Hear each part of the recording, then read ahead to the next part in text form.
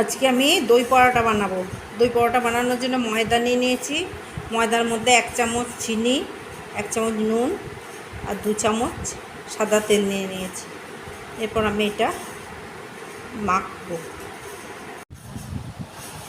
এরপর আমি এর মধ্যে বেকিং সোডা দিয়ে দেবো 1 চামচ। এটা ভালো করে মিশিয়ে নেব।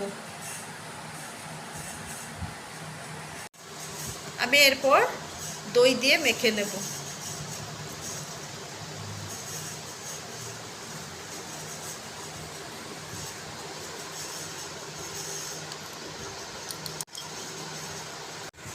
আমি এরপর বেশ ভালো করে দই দিয়ে মেখে নিচ্ছি ময়দাটা। তেলের থেকে এবার আমি তেল মাখিয়ে নেব ডোটার ওপরে দিয়ে এটাকে 1 ঘন্টা ঢেকে রেখে দেবো।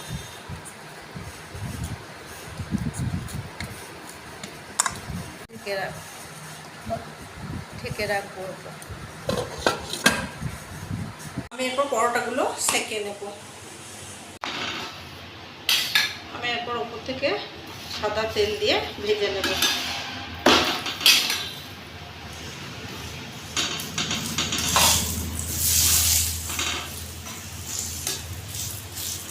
আর এটা ভাজা হয়ে গেছে, আমি এরপর এটা চাটু থেকে উঠিয়ে নেব।